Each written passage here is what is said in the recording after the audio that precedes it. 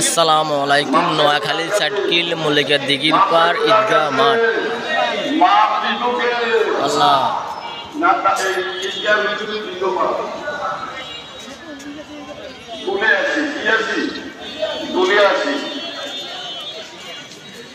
মানুষ এখনো আসে নাই। সুন্দর ঈদগাহ মাঠে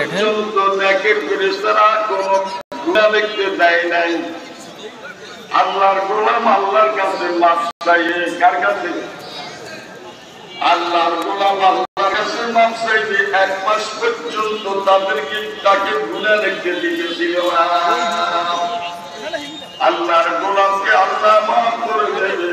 যে মাফ করে দিল, যদি ওই গোলাম যদি মাফ না চায়, আল্লাহ রাব্বুল আলামিন বলতেছে তার জীবনে আর তার কোনো গুনাহ মাফ হবে না।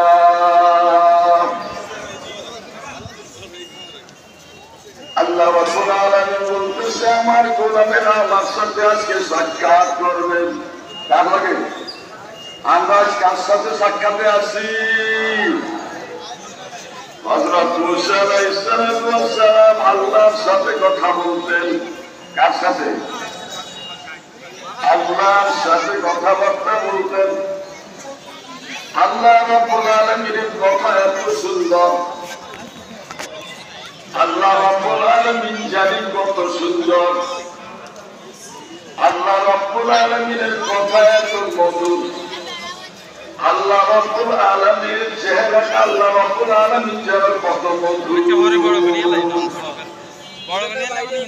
মুসা আলাইহিস সালাম আল্লাহর সাথে কথা বলে আল্লাহকে দেখার জন্য পাগল হইয়া গেছে।